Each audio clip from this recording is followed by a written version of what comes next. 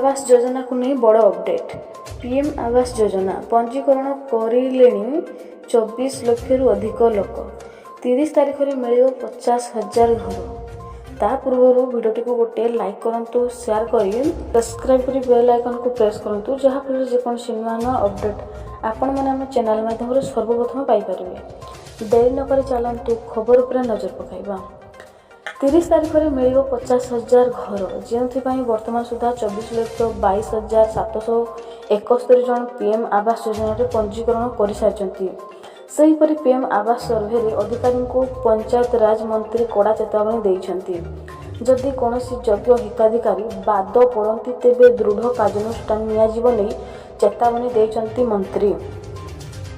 30 तारीख में कलाहांडी अंत्योदय योजना मुख्यमंत्री मोहन माझी 50,000 घर बांटिया नहीं सूचना रही।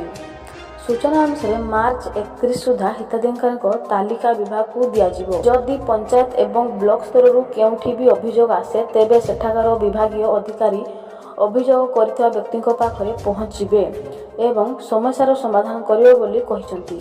एही भली अपडेट पाइबा चैनल को सब्सक्राइब करंतु।